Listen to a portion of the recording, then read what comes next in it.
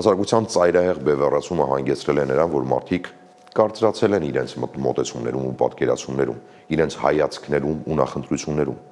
Եվ ընդդիմությունը, եւ իշխանությունը կարծես ձեռնտու են համարում այս տոտալ բաժանումը, բայց վերջում աներկբա։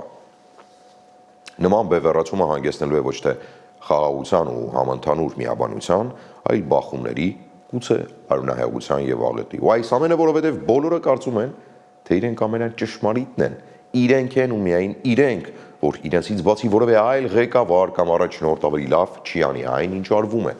Այս նարցիսիզմը բնորոշ է մեր բոլոր ղեկավարներին, սկսած Տեր-Պետրոսյանի ու ավարտված Փաշինյանով ու անգամ վեհափառ Հայրապետով։ Նրանք բոլորն իրենց անգերազանցելի են համարում։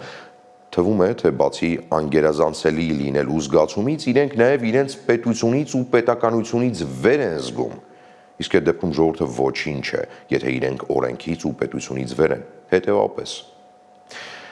կարող են պետությունը վերածել անձնական թշնամանքի վառելանյութի, այնքան օգտագործել այդ վառելանյութը, մինչև պետությունն ուղղակի կսպառվի։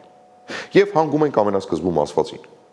Հայերին ու Հայաստանին կործանելու համար թշնամի պետք չէ։ Նրանք ընտիր թշնամիներ են իրար համար, իրենց ներսում։ Միմյանց ոչնչացնելու այդ մենաշնորհը հայերն ուրիշ ոչ մի ժողովրդի պատրաստ չեն զիջել։